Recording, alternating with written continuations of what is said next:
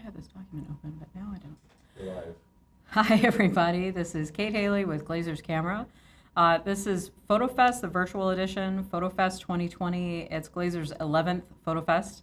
And as many of you are aware, there's been a pandemic going on, and we have not been able to host our in-person event like we normally would. So we decided to do this virtual edition so that we could still offer you guys free photo education and collaborate with our vendors and professional photographers to bring that to you. Today's session is with Brooke Bartleson, who is an Olympus Explorer, as they call it. And Brooke, could you just tell us a little bit about you, and then I'll mention the other folks that are joining us today. I am Brooke Bartleson. I am an Olympus Explorer. I specialize in wildlife photography, specifically wildlife in North America. So from the Rocky Mountains up to Alaska, up around Hudson Bay, polar bears, and all those fun types of animals. I'm excited to be here today. Thank you so much for that, Brooke. We also have a couple of folks from Olympus on the line. They're going to be in the YouTube channel and answering some more technical questions if you have them during the session. So we have Michela Amendolora, who I'm probably murdering her last name right now. Michela, why don't you pronounce that properly for me and tell us a little bit about your role with Olympus. Hey, yeah, it's actually Amendolara. Okay. So it's Michela Amendolara, and everybody gets it wrong, so it's okay. Okay, no. I am actually the Olympus rep for Glazer's Camera at this point in time. I'm the sales rep, so I get to come up and visit, and hopefully someday when we get to do in-person events again, we will do some of these hands-on classes instead of coming to you over the internet. But today, me, myself, and Ray Acevedo, who's going to be introduced next, we're going to be there to answer your heavily tech-centered questions if you have any of those. And we're happy to be here with Brooke today. Yes, and as Michela mentioned, we also have Ray Acevedo online. Man, I should have had a second cup of coffee today, huh? Sorry, Ray. I'm just going to be the killer of all last names today. Ray has been with Olympus for a while. We've done multiple events where Ray has been a speaker and been at the booth for Olympus. And Ray's also a great street photographer, as I recall. Ray, could you just share a little bit about yourself, and then we're going to dive right back into this session. Sure. Again, it's good to be back in front of the Glazers customers. I know many of you, I've met many of you, but I'm in Southern California, and I am a tech rep with Olympus. So it's my job to help you figure out how to use your cameras. So those questions, I'll be happy to jump in and answer today. Thanks. Awesome. So as we've kind of covered a little bit already, if you have questions throughout the session with Brooke, please post those in the Facebook comments or in the YouTube chat. And if it is something that's super specific and technical to Olympus, both Michela and Ray are going to actually be replying to those questions in the chat. I might even as well. It's been pretty conversational for each of these events as we've done this for the past 8 days. We're going to do a little bit of Q&A throughout with Brooke if the questions are kind of on topic to what she's speaking on and process and flow and creativity. But we'll probably hold the majority of the questions towards the end of the session. So don't be shy, post those questions. We're gonna keep them and have them available to ask when we are able to. So with that in mind, Brooke, let's go ahead and get started on this conversation on wildlife photography. We're looking forward to it. Awesome. Let's go ahead and get started. Let me pull up my presentation here for you all and start sharing my screen. Let's see.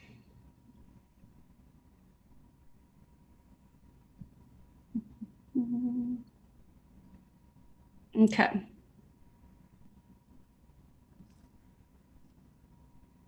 Alrighty, so I gave a brief intro a moment ago. Like I said, I'm Brooke Bartleson. I am an Olympus Explorer. Focus is on wildlife. This photo here of me shows you what a lot of wildlife photography looks like. I like to pretend it's a very action-packed form of photography. The reality is you're going to spend a lot of time sitting around and being patient. So today's course is going to cover really wildlife photography from start to finish. So I'm going to talk to you all about finding your subject, researching your subject and your location beforehand. Composing your shots, of course, obviously, that's a huge part of this.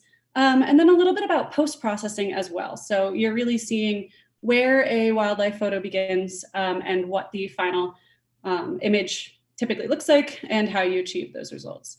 So a little bit more info about me. I am currently based up in Utah. I used to live in Colorado. The majority of my work currently is coming from the greater Yellowstone ecosystem. So Great Tetons, Yellowstone, Idaho, Wyoming, all the way down into northern Utah. Prior to that, I was photographing a lot of wildlife in Colorado's Rocky Mountains. I've photographed wildlife up in Alaska and along the Hudson Bay up in Churchill, Manitoba, where there are polar bears seasonally. So I don't personally have a formal background in photography, which is why I've got Ray and Mashallah here today to help me with any technical questions that do come up.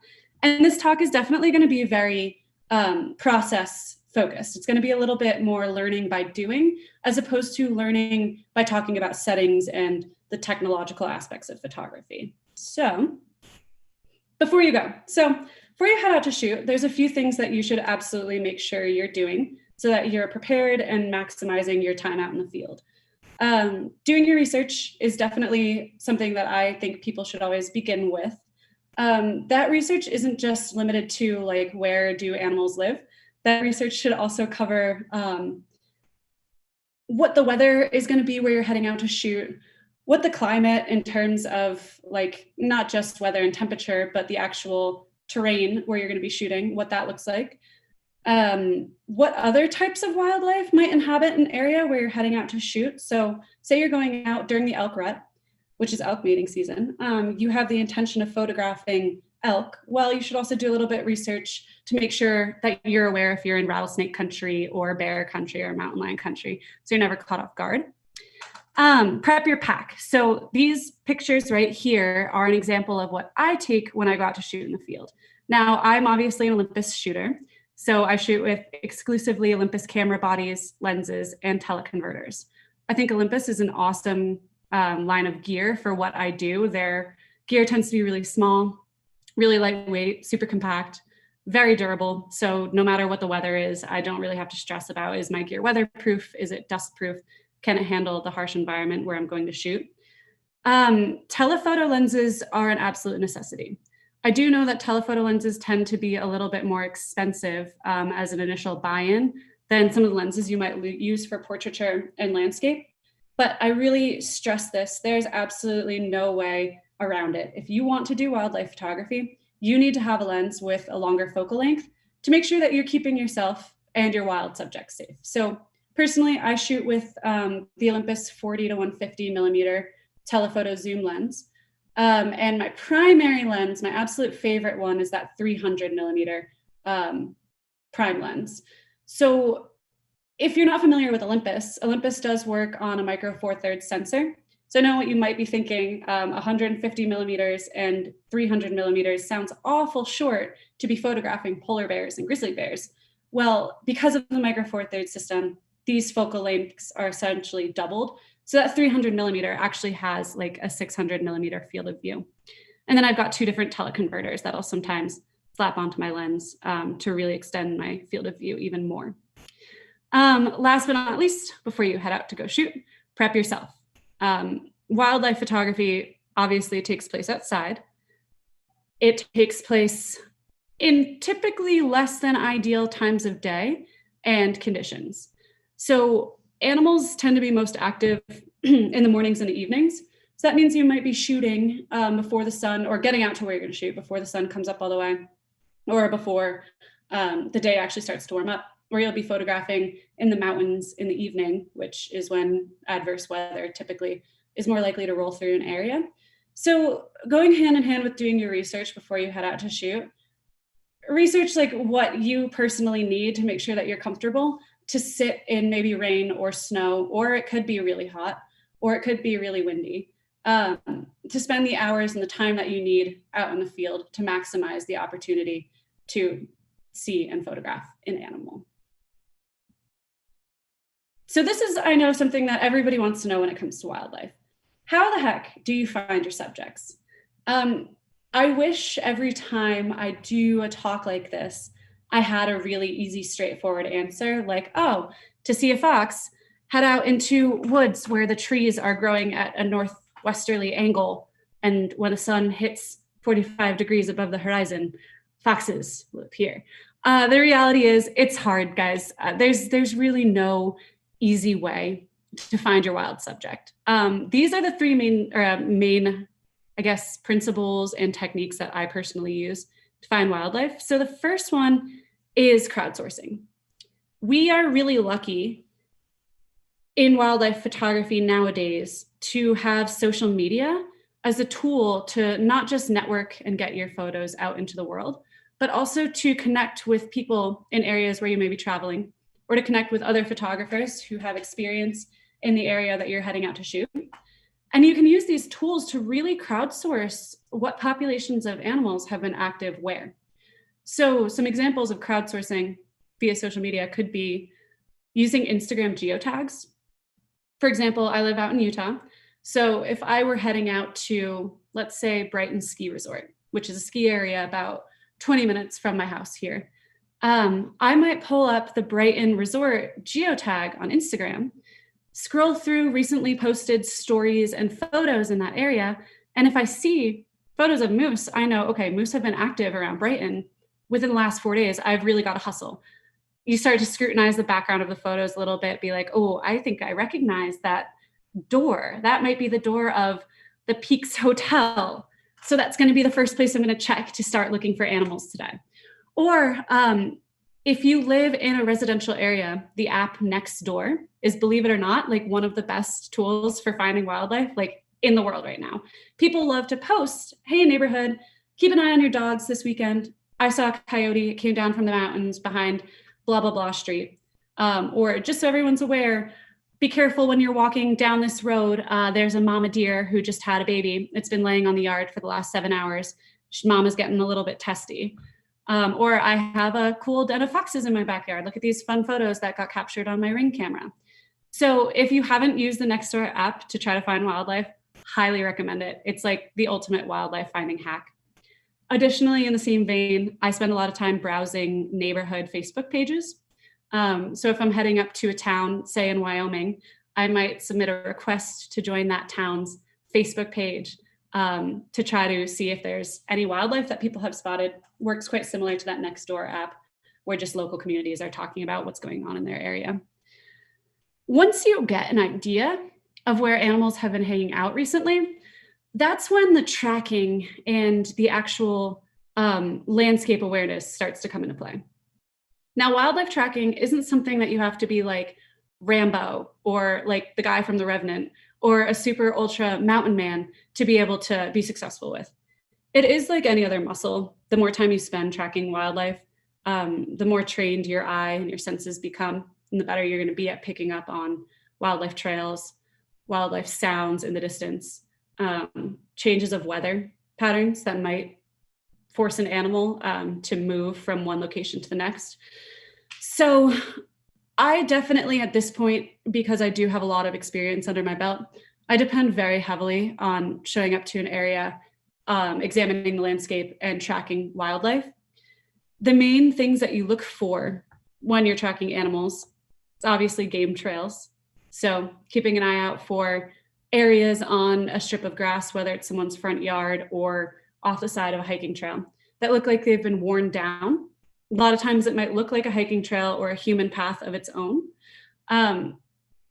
Chances are that's actually some sort of wildlife corridor. It's nice to keep an eye on those tracks. You can start to follow them to see where they might be heading. Look for scat, look for animal poop. It's easy to tell whether animal poop is fresh or not. Look for prints on the ground, things like that. I spend a lot of time looking at animal poop. And if you want to be successful in wildlife photography, you probably will too. And just honestly, the last thing about finding your subject is always keep in mind that nothing wild is mundane. You might head out to a neighborhood where you know that there's an active den of fox kits. You're really excited to go photograph fox kits that day. You show up, there are no foxes to be found, but that same neighbor who has the den underneath their house might have an active robin's nest right up in the tree. So don't get bummed out. Don't get discouraged if you're not seeing like the large charismatic animal that you came out to shoot. Spend time examining the other wild animals in the area. This photo on the slide here, I actually spent my afternoon looking for wolves. This was taken about 2 weeks ago. I went up to the Yellowstone area. We hiked pretty far. We drove really far. We were looking like crazy for wolves on the landscape. We were having absolutely no luck. I was getting so discouraged. There was a raven that was really curious about what my friends were doing. So he kind of, he landed on the grass, started hopping around through the sage behind us. And finally, I just threw myself down on my stomach and tried to take photos of the raven. And what was funny enough is while I was so distracted paying attention to this raven, a wolf ended up walking right by. So I'd say that it's like a magic trick. If you want to see big animals, focus on the small animals first. Big thing will come by eventually. Let's see. So once you find your subject, this is huge. Everyone, ethics in wildlife photography, like they are more than just hand in hand. You can't be a wildlife photographer successfully without focusing on your ethical practice as a wildlife photographer from day one. So it can be very counterintuitive when you first start photographing animals. You see that elk or that moose or those foxes, and your first instinct is, okay, in order to get the shot, I need to get closer. In order to get closer to the animal, I need to approach them. Makes sense, but that's not how you should be doing it at all. Not only does it put you at risk of an animal getting a little bit feisty and less than pleased with you being there, it also disrupts these animals' lives. You're a visitor in a wild space. We don't have the right as wildlife photographers to really influence the way that these animals are behaving in the wild. Mainly, I mean, obviously from the clear reason, because they were here first, we need to keep the wild wild, but also because no one ever got a good photo of a stressed out owl or a stressed out deer or a terrified looking bear or terrified looking fox. You can see the animal's posture and expressions really easily when you're taking portrait style photos of wildlife, and an image of a stressed out animal is not an image that's going to really do well or be something that you can really feel proud of. There's also a lot of temptation in wildlife photography to try to bait an animal by feeding them. You see it very frequently, especially with the photographing of foxes. People might want to litter birdseed in their yard to encourage these animals to come by, or toss a little piece of boiled chicken in the direction of a fox kit so that animal comes towards you. Never, ever want to feed an animal. I mean, bird feeders is one thing, but feeding wildlife in order to bait them is extremely unethical. It conditions these animals to getting used to being fed by humans, which depending on the animal can either make them sick, it can make them aggressive, it can lessen their ability to actually hunt and fend for themselves. So once people aren't around to feed them anymore, they don't have a food source. So instead of trying to bait the animal to come closer to you, or trying to approach an animal to get closer to it, when you find your subject, find a good place, a good angle that you would hope to photograph the animal from. Sit down, make yourself as small as possible, be as quiet as possible, and wait for that animal to get comfortable enough to hopefully walk closer or past you. Unfortunately, the success rate with that is not high. I don't want to ever give the false expectation that if you sit quietly enough, an animal is going to walk right past you 90% of the time.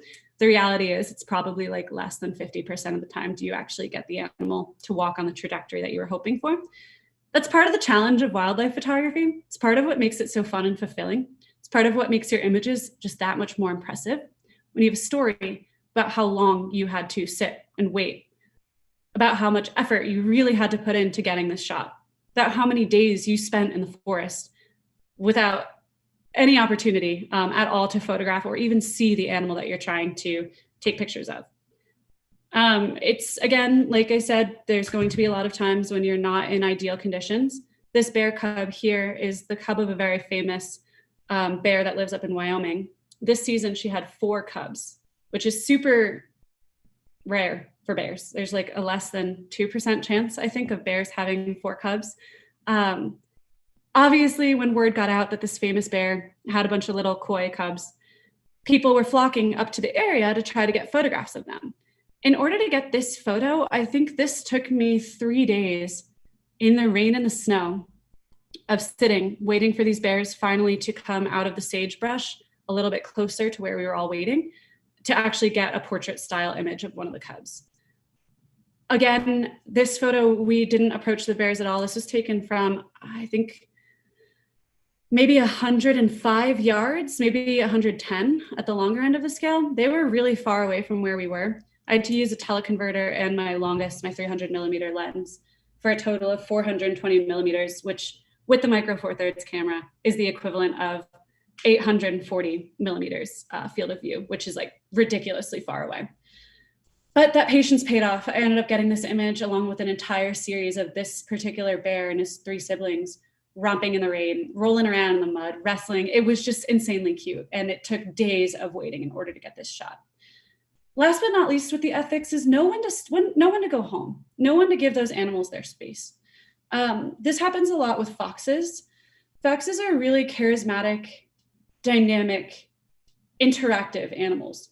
So you can show up to a fox den in the morning, wait for an hour or so until the foxes emerge from their den and the kids start playing in the grass and romping and rolling around. You can spend like 20 minutes to an hour photographing them. Everything's going well. They're keeping their distance. They're not really noticing you. But because they're such inquisitive little animals, it's not uncommon for one of the young foxes to eventually notice you and start to get really curious. And when animals get curious, they approach, they come closer to smell you, to size you up, to try to get more familiar with what's right there in their path.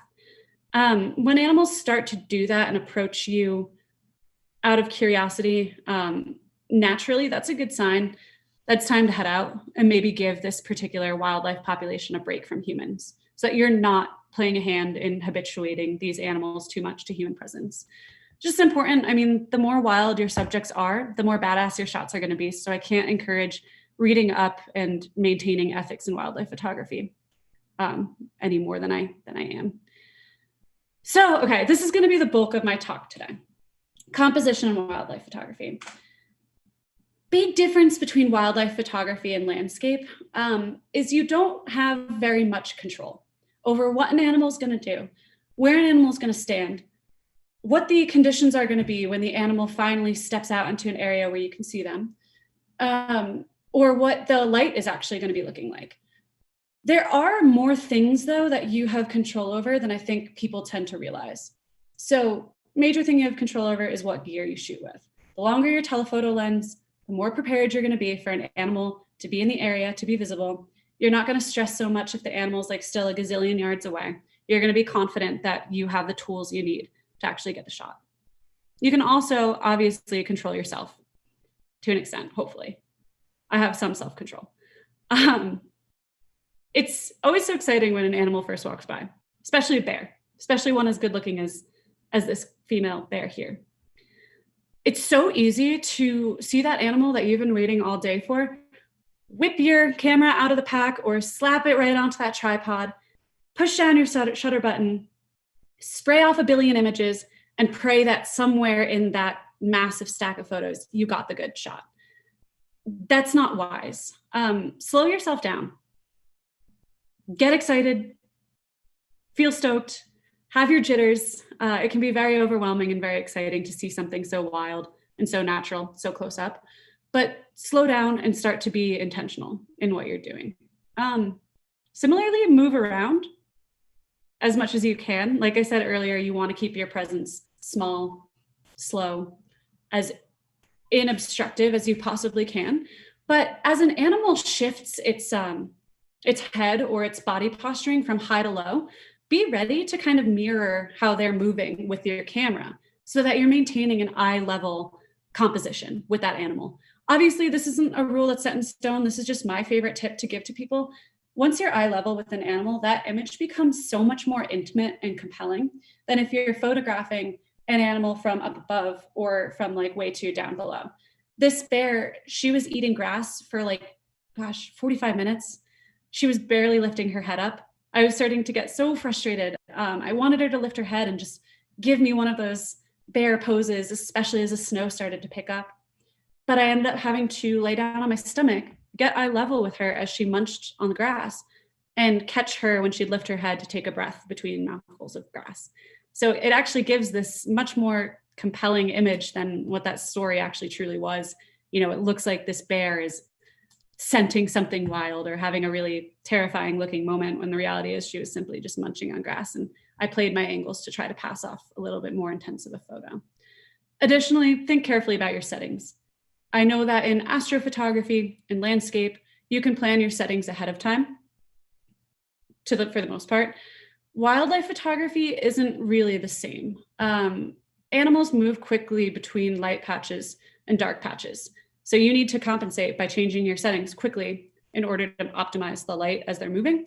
Additionally, like I said, more often than not, animals are active in the mornings and the evenings. So you're actually photographing animals as the light is just changing naturally, whether the sun is setting or rising.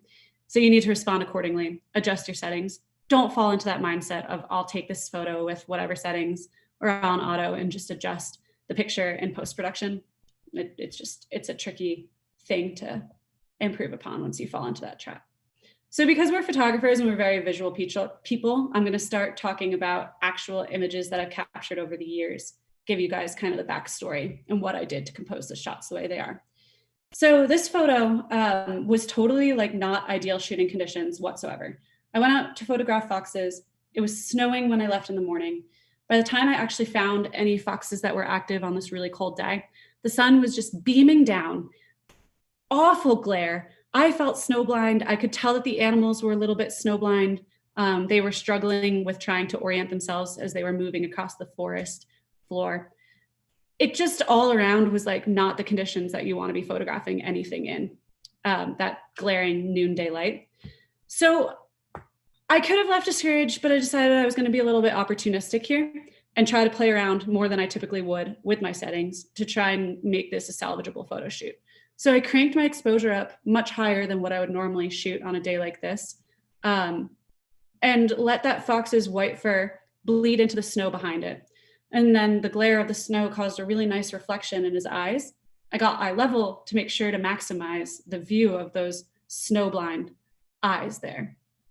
I love to use this shot as an example of being opportunistic, of trying to make the best out of crappy shooting conditions. This is another fox. This is also another example of being opportunistic. So this fox image gives the impression of having been taken at sunset. This was actually taken at like 2 o'clock in the afternoon, something like that. The orange bokeh that you see in the background is actually my neighbor's heinously ugly orange house. This fox was sitting out in their front yard.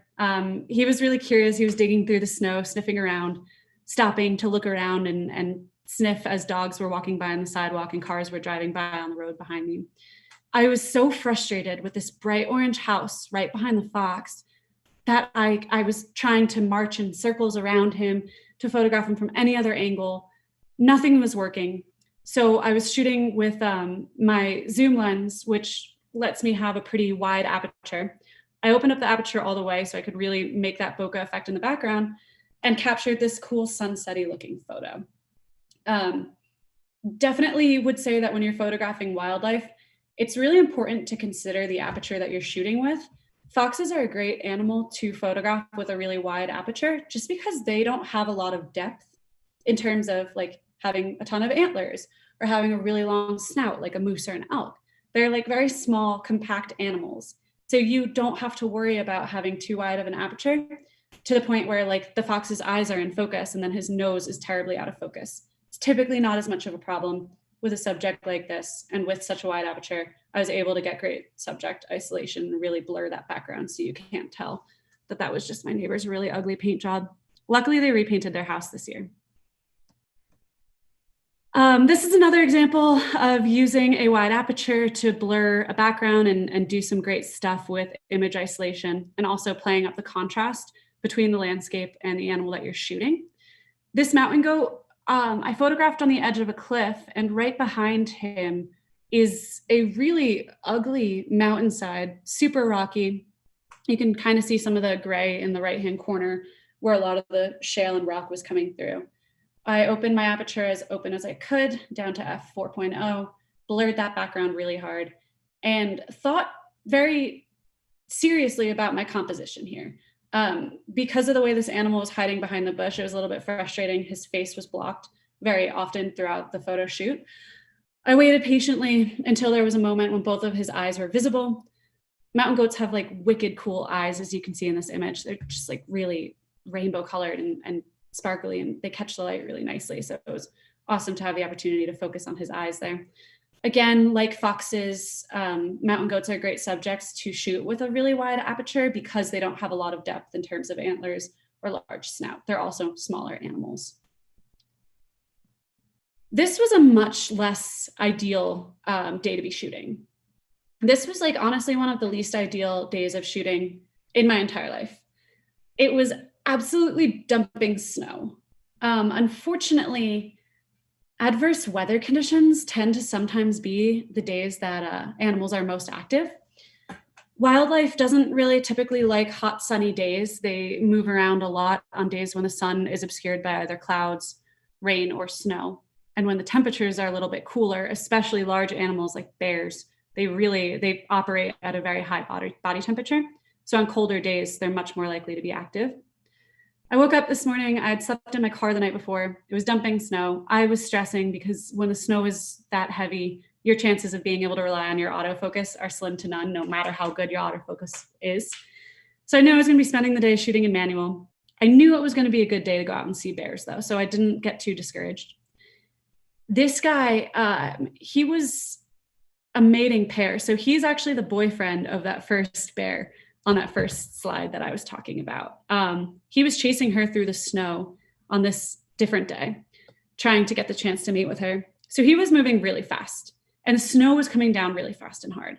And he was uphill from me, which didn't necessarily cause like the best angle in terms of getting eye level with your subject. But there was just one moment when he lifted his head.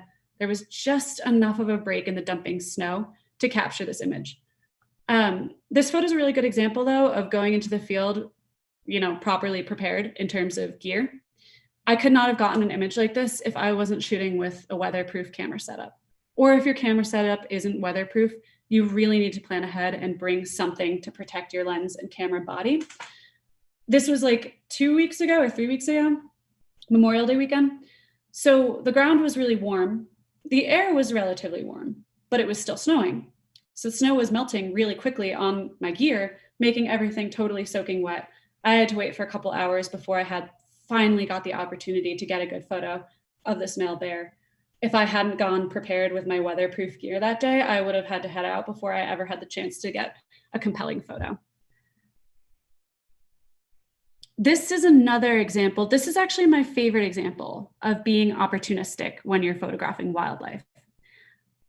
This is an urban fox. So this was photographed right outside of my house in my busy mountain town where I used to live.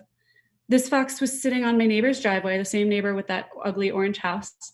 And she had the worst backdrop ever with just their plain black concrete driveway right behind her.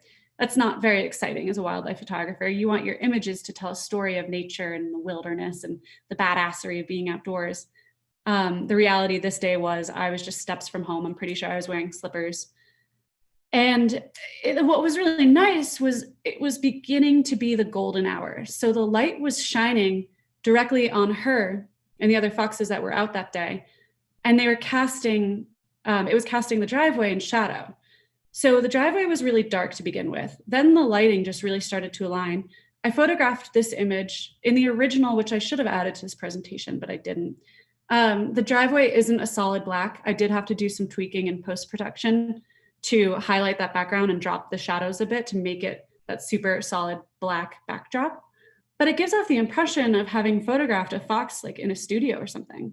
And this easily could have been an opportunity that people might want to overlook just because of the fact that that backdrop wasn't necessarily ideal. But just remembering in the moment to be opportunistic, think the photo through all the way to the end. So think of what you can do to save an image after you've taken it if the backdrop is less than ideal. And don't let those opportunities pass you by. This ended up being one of my all-time favorite photos. This is another example of being opportunistic in wildlife photography, especially when you don't have control over really any of your composition. This is taken up in Alaska. I was out on my friend's whale watching boat, just spending an afternoon looking around for whales. Had no intentions of actually spotting any mammals other than aquatic mammals that day.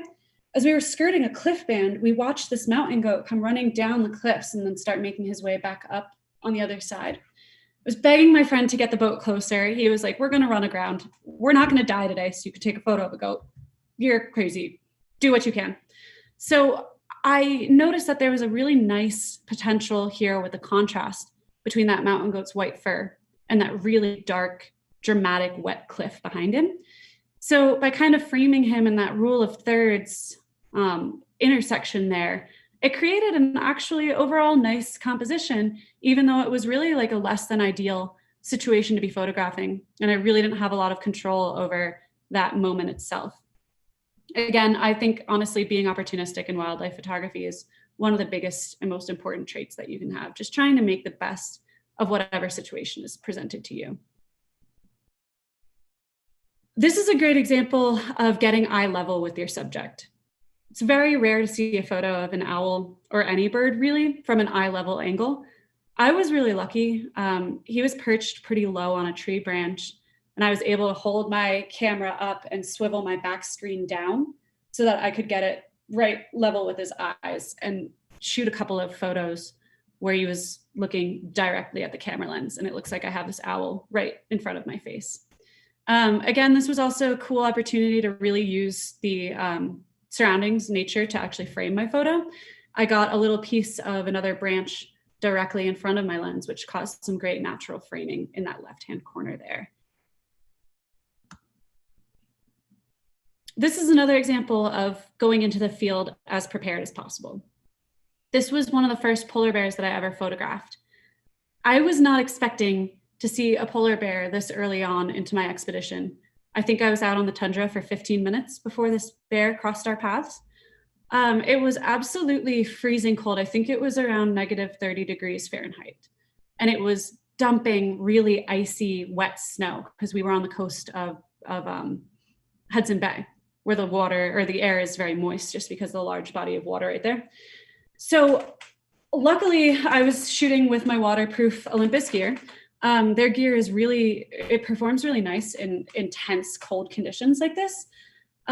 If you're heading out into an area where you're going to have extreme conditions, do your research ahead of time. Make sure that your gear has battery life that can withstand crazy wet cold. Make sure that your gear isn't going to struggle with condensation or with slower shutter speed at intense freezing cold temperatures. Research beforehand what the temperatures and the conditions are going to be, as well as what your gear is capable of standing up against, to make sure that you're not 15 minutes into your expedition only to have your battery die or your camera lens fail or your autofocus just completely break underneath you.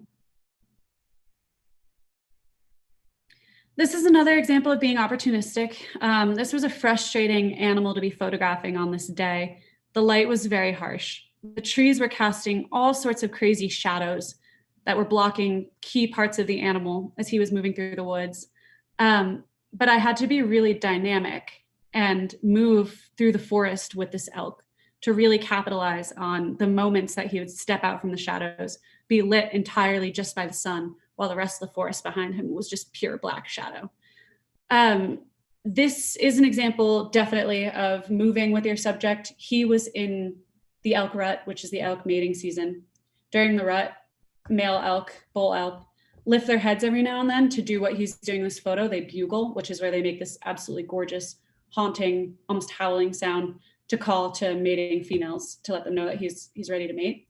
So I had to be ready at a moment's notice to lift my camera and my body up out of the bushes when he lifted his head to try and get that eye level shot. Now in this photo, I think I was slightly up on a hill and was a little bit overexcited. So I'm a little bit higher up than my typical perspective, but I think it still turned out pretty nice with just the lighting. So this is an example of making sure that you stay ethical and still not have to miss the shot necessarily. So bison are very temperamental animals. They are easy to underestimate because for like 90% of the day, they're just sleeping or munching on grass and seem totally docile. And like you can just approach them, pat them on the head, take a quick photo with your cell phone and call it a day. But the reality is these animals are so powerful.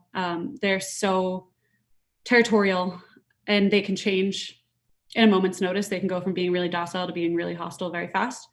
So I saw the moment that these bison started to approach the road that I was driving down, and it was snowing, and they were kicking up all this moisture off of the grass, which caused that really nice white glow behind them with every step they took. I wanted so badly to get out of my car, approach the bison, get myself right in their path, and get this similar composition. I had to resist that urge. I had to get creative. I had to think of ways to stay safe and to keep those animals from getting aggressive. So I stayed in my car. I prayed and I prayed that they would continue on their trajectory directly toward me.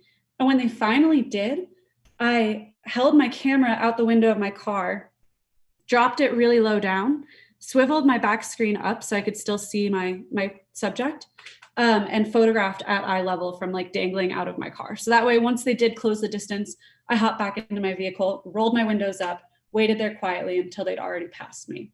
And that's what allowed me to get such a good, compelling image where these animals don't look stressed. They're completely unbothered. They're continuing in the direction they were already going. I didn't divert their path at all by hopping out of my car and all of a sudden posturing around in front of them to stress them out. So sometimes it's a matter of not just being patient, but also being smart, and being lucky and hoping that an animal will continue close to you, even when you're not, approaching them. So I want to talk about post-processing a little bit here, because I think it is really important to edit your photos in wildlife photography. The main piece of editing that I think is the most important is embracing cropping. I always say that if an animal fills your frame during the original photo, you are far too close. You never want an animal to be close enough in proximity to fully take up that portrait style maximum framing. You want to be far enough away where you have to crop your image in order to get that close-up compelling portrait shot. I know in other forms of photography, cropping can be a little bit questionable. You want to be deliberate in your framing from the initial photo. That is not the case in wildlife. Respect the animal's distance, embrace the crop, embrace the post-production, never sacrifice an animal's safety and comfort to try and get the best shot you possibly can. And don't be afraid to get creative with your editing as well. There's a lot of emotions when you see a large animal in a wild landscape. Feel free to edit your photos to convey whatever emotion you are feeling in that moment. So when I photograph large predators like bears, wolves, and also moose, even though moose aren't predators, they are big, scary animals. I tend to edit with a little bit more of a dramatic, dark, cooler editing style than when I'm photographing something like foxes or deer or elk. I'll maybe trend toward a more dynamic, happy, exciting editing style.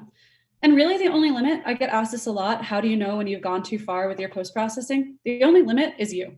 Whatever you're comfortable with. If you're the type of person who really likes to tell a story through your photograph edits, embrace it, own it, go for it.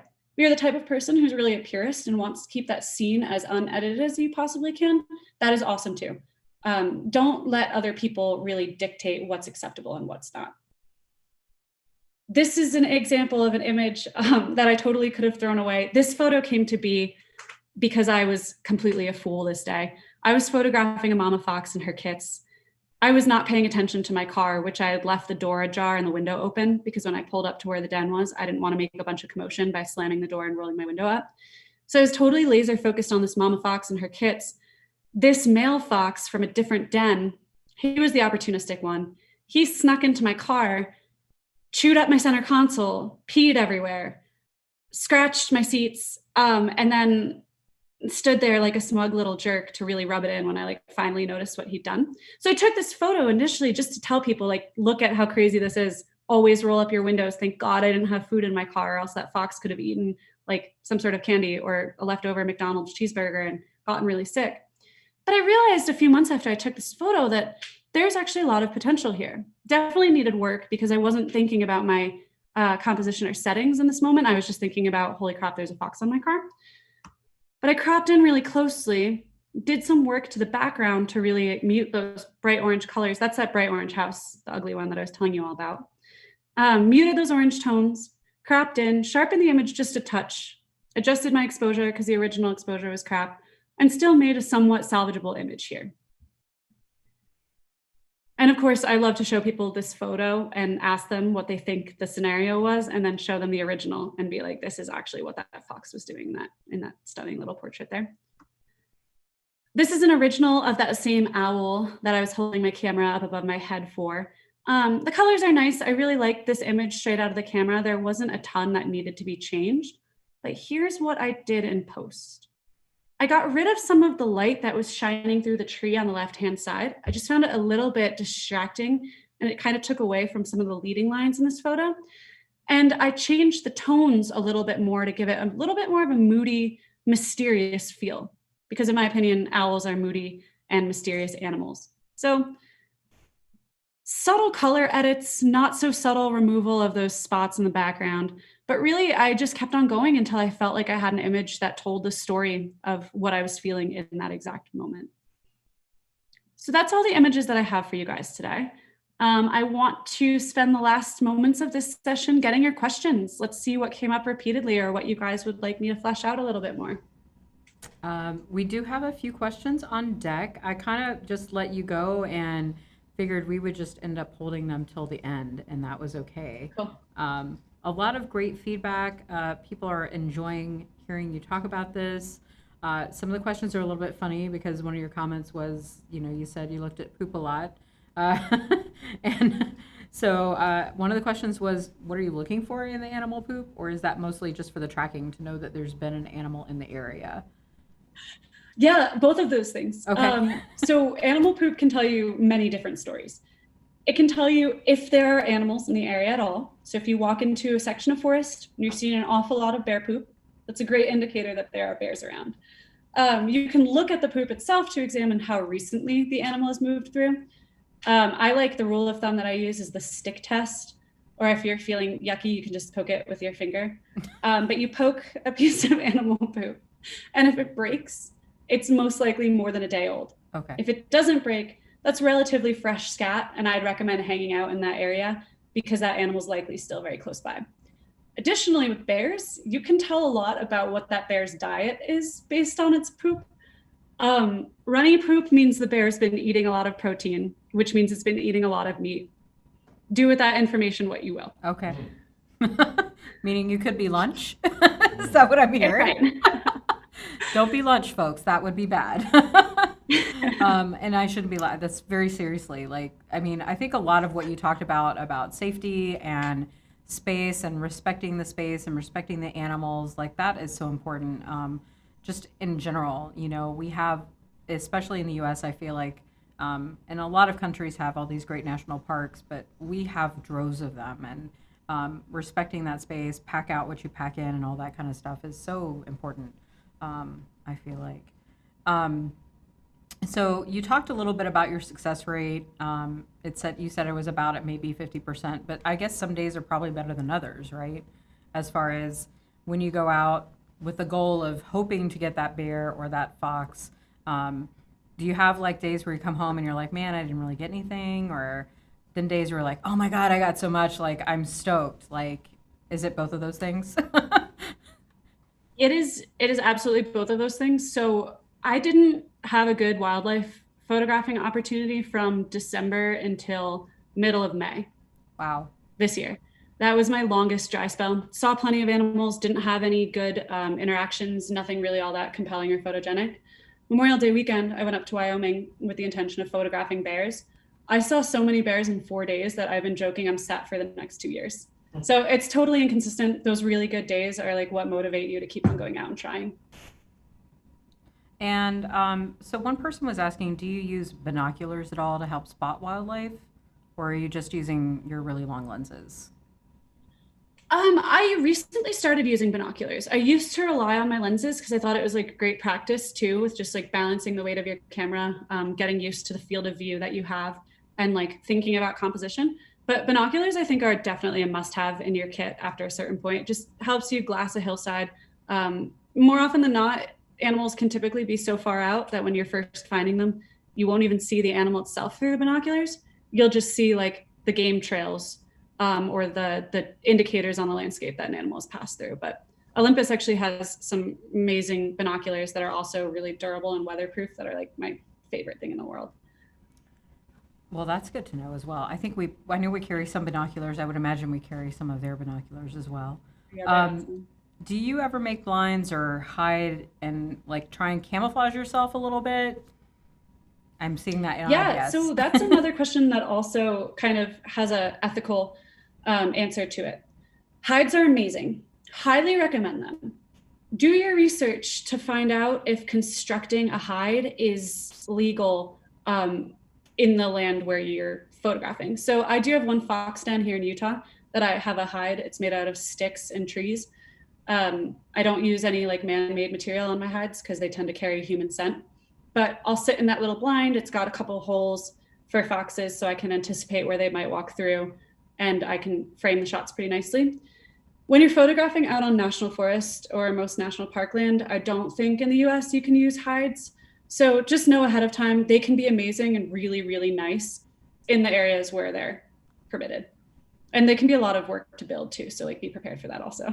Oh, okay. Notice. But I mean, you can use the surrounding bush and things like that to try and camouflage yourself a little bit too. Yeah. Which would be the thing to do apparently in our national parks. See, that was the thing that I didn't know. But when I go to the national parks, it's more for the landscape photography. And then if I see something along the way, that's awesome. But my focus is a little bit different than yours. Yeah. So a couple of people are asking about if you're using continuous autofocus or single shot autofocus. Are you bursting multiple frames per second, or are you a little bit more selective and just kind of go for the one shot? Now I know Olympus has, the option to kind of have like 1 million frames per second, but where are you at with that? I'm glad you asked that actually, because that was something I meant to touch on. These photos all give the illusion of like a posing animal. In all of these photos, they're on the move or like pausing for maybe half of a second before they continue on their way. So I shoot in continuous autofocus primarily, unless it is like an opportunity where an animal's being really mellow, then I might just kind of wing it a little bit more. But as a rule of thumb, I live in that setting mode, or if you shoot Olympus, Pro Capture mode is a really nice option too. It once you push your finger halfway down on the shutter when you're shooting in Pro Capture mode, it starts like recording what the camera's seeing. So when the action happens, like the fox turns its head to you, or the elk starts to bugle, or the bear catches the fish, you can depress the shutter all the way, and it captures the few seconds leading up to the moment you hit the shutter, as well as a few moments after, so that you're not just relying on like spray and pray and taking 15,000 frames of one animal doing one action. Because less is more. I mean, like the less frames you have of each interaction, the more likely you are to sit down and actually comb through your photos and find that gold. Yeah, I agree there. I have cameras that shoot lots of frames per second, but for me, the less I have to go through and figure out what's best, and it's just a little bit less work on the tail end of that. Are you ever using a monopod or a tripod in the field? Some of those lenses get pretty long, and at least a monopod could help stabilize things a little bit. So I do not. I did when I first started wildlife photography. I'm so spoiled with the Olympus setup that I have. It has the best image stabilization, I think, in the world, or one of the best in the world. It's the best I've ever gotten my hands on. I have absolutely no need for a tripod, which is really nice because it helps me move around to get eye level shots. I can go from standing with my camera above my head to laying in the mud on my stomach effortlessly. Most long focal lengths, though, if you don't have top-notch image stabilization in your camera, definitely invest in a monopod. Tripods can be a little bit difficult. They do take up a lot of space, which makes you more noticeable to animals, makes it a little bit harder to move quickly. If you chose between the two, a monopod would definitely be the way to go. All right. So you said you didn't actually have a background in photography when you got started in this. I heard that right? Didn't I? Yeah. Yep. From a beginning perspective, What would be maybe your go-to camera and lens combination recommendation for someone getting started? Was it fairly easy for you to get rolling with the Olympus gear? Did you dive right into Olympus? Did you start with something else and transition? Maybe tell us a little bit about that journey. That's a good question. So I started out with the DSLR. I didn't start out with like a beginner level camera. I actually dove right into a more fancy professional style camera, which is something I definitely actually do recommend to a lot of beginner wildlife photographers. Finding a camera that like essentially will grow with you. So something that you can learn the basics on, and there still is the option to shoot in like an auto mode or maybe some sort of like art scenic mode that chooses the settings for you, but also doesn't constrain you after a certain point, because you don't want to like get into that groove of seeing a lot of wild animals and get disrupted by like not having gear that can keep up. So beginner gear that I recommend isn't necessarily always beginner. I think that the Olympus EM5 Mark III is like one of the best cameras in the world to learn on. Olympus considers it a mid-level camera. I use that thing just as frequently as I use my professional level camera. It's wicked durable, really easy to understand. Like I said, it grows with you, so you can start out using the more automatic modes. And then as you learn more about settings and what you want out of your images, you can start progressing and learning more. Yeah, I mean, if you have the budget to kind of invest a little bit in something that's going to last you a little bit longer, that's also something to consider. When I talk to people about cameras, I always, what's your budget? What do you need it to do? What are your goals? So, maybe getting that beginner camera might not get you to where you want to end up, and investing that little bit more money and additional features can help get you there a little bit faster. It might be a steeper learning curve at the beginning, but that's easier, Yeah. And honestly, I say the same thing about lenses too. Opt for that higher focal length. You will be sticker shocked. Telephoto lenses are not cheap. You'll never be disappointed. You'll never feel the need to put an animal at risk by trying to push the limits of how close you can get. This helps you start out ethically and as easily and smoothly as possible. These cameras pay for themselves in experience once you really start hitting your groove with wildlife. So that totally makes sense. I mean, I feel that way about my own gear is, I'll invest a little bit more, know that it's going to last me longer, and I don't have to upgrade every time a new camera body comes out, which is more and more frequent with the digital cameras. So I have kind of a two-part question. Do you have like an all-time favorite photo that you've created? And is it available to show us? Is it hard to pick one? It's so hard to pick just one, I'm sure. It is so hard to pick just one. I think a lot of my favorite photos are actually not necessarily my best compositions, if that makes sense.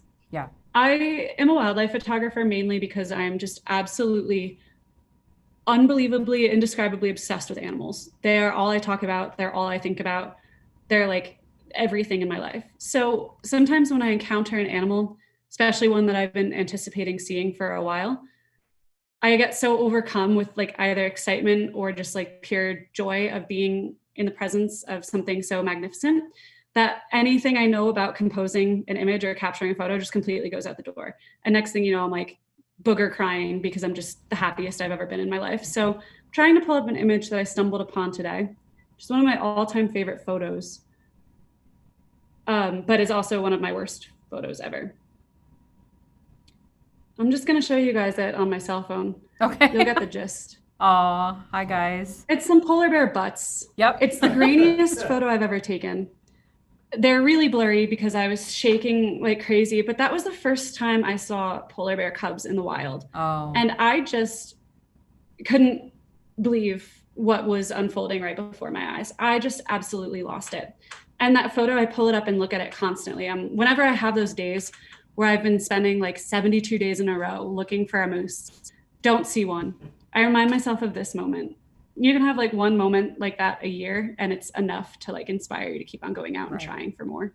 Yeah, no, that's actually really amazing. I mean, who doesn't love a polar bear? I know that they are like probably pretty fierce creatures. I keep continuing to read, but they're just so pretty to look at and so beautiful and so majestic. So no, that's really awesome. We had someone on this morning who was showing photos of everything from sports to the protests going on right now, and it's ultimately about the story that in that moment that is being captured. And like you said, like you look back at that and you remember how it felt to be there and how excited you were, and that's what makes it for you, right? Exactly. It's the story. It's just being in the presence of something that's like so much more than you are, you know, and in the way that it has to fight to survive and the way that it's evolved to be so rugged and beautiful. I kind of feel that way when I go to Arches National Park or places like that where, you know, there's these massive rock formations and you're like these big and your car is like these big, and, you know, you just know that there's been this transition over so many years. And there's just so many elements on the earth that are like that, from animals to plants to rivers and oceans. So there's so many layers. One person, the same person who actually asked about like your all-time favorite photo, was kind of asking, you know, is there a photo that you've seen that you wish you created? And I kind of want to follow that up with, are there photographers out there that you follow that inspire you? Like how did you have a love of animals?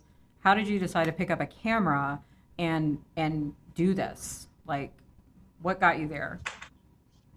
You know, that's a good question. My joking answer to that is I did it to impress boys. My actual answer is I really don't know. I've always loved animals.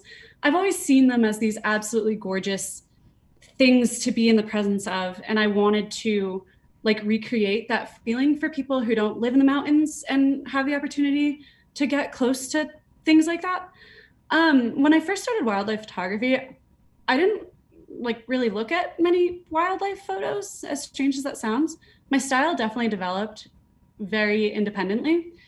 As I progressed in wildlife photography, though, I've come to look up to a couple of different photographers just because of their dedication to conservation and protecting the species that we photograph. So one is Drew Hamilton. He's an absolutely incredible brown bear photographer based up in Alaska. But what's so compelling about his images is he is also dedicating his life in just every single aspect to protecting this specific population of brown bears that he photographs.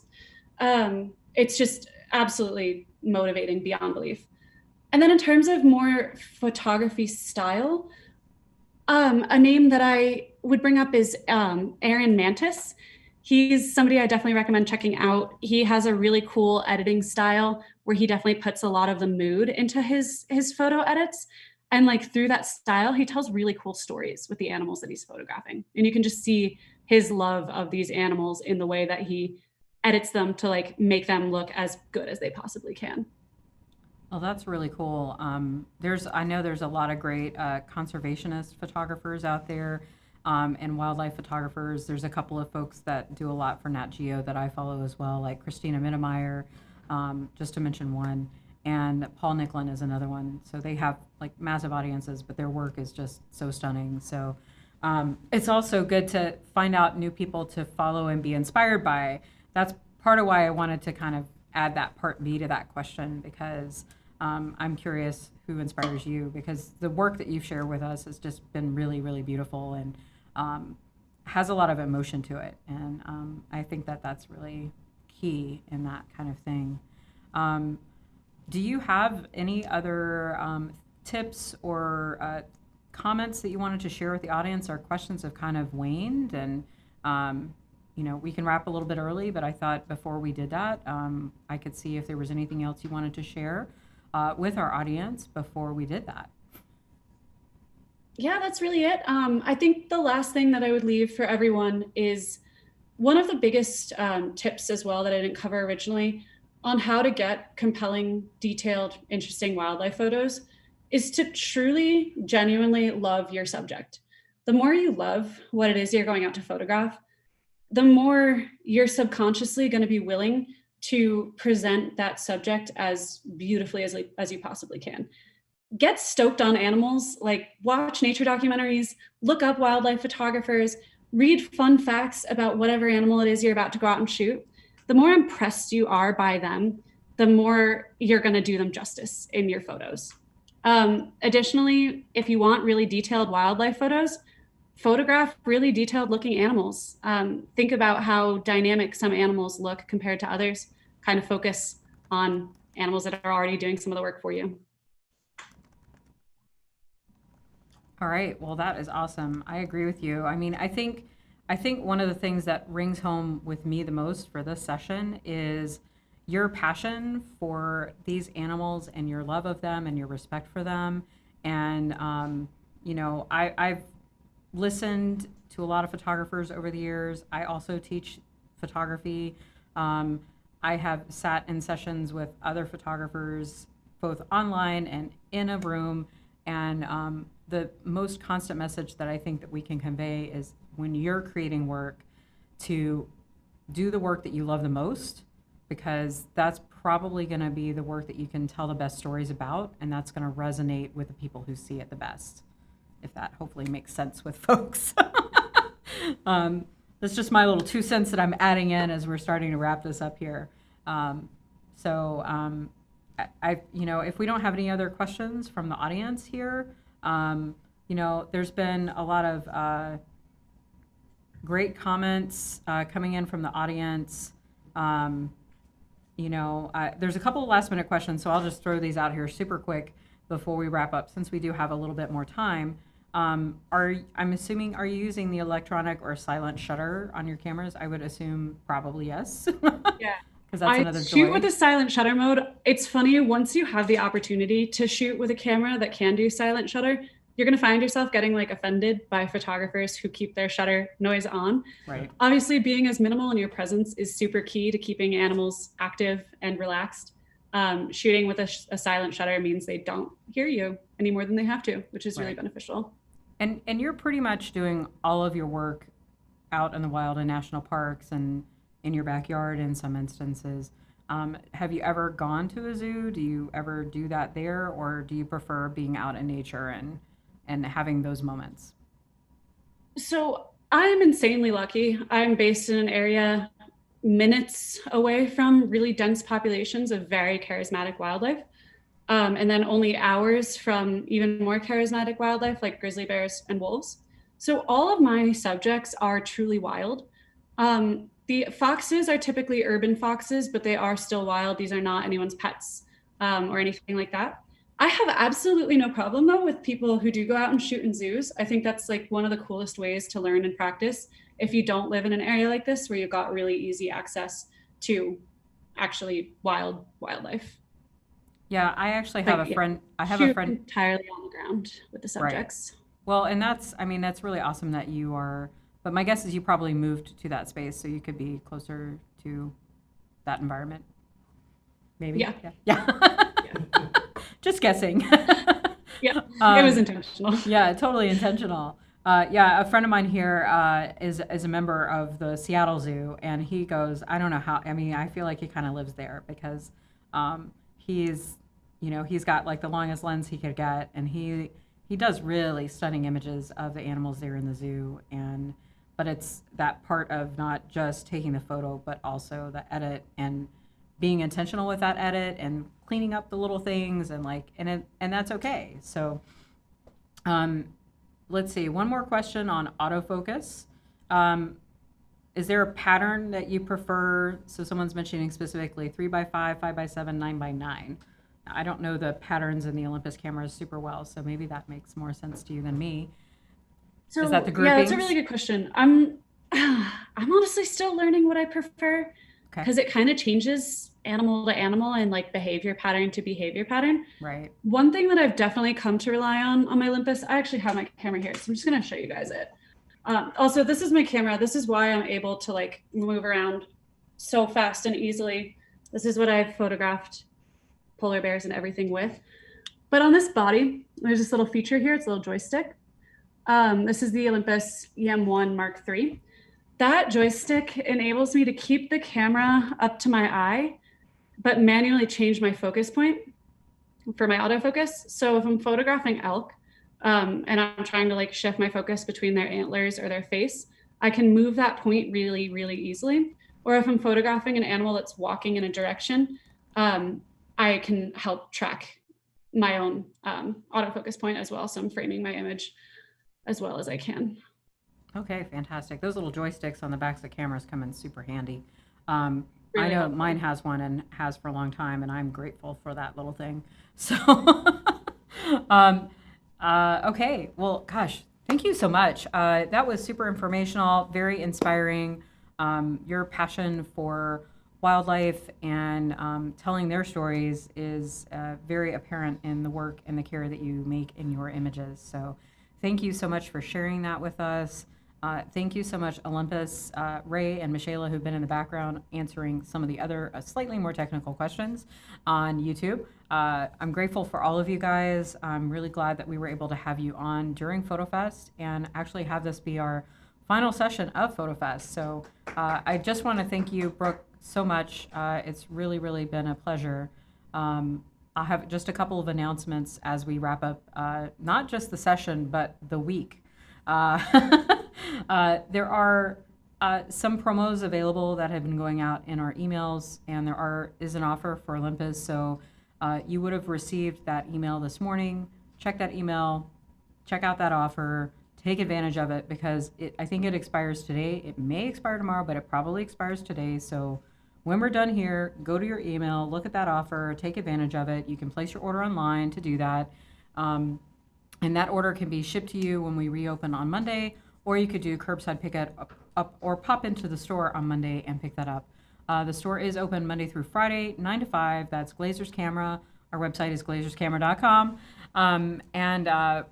We are still here and we are open. Seattle is slowly moving into phase 2 is official now in Seattle, but the store is still open at a limited capacity, which means we can only have a certain number of customers in at any given time. But you still have a great option of ordering on the web and having it shipped, or just popping by and doing curbside pickup. We are still here for you. We will continue to bring online EDU your way as we shift into the rest of June, going into July.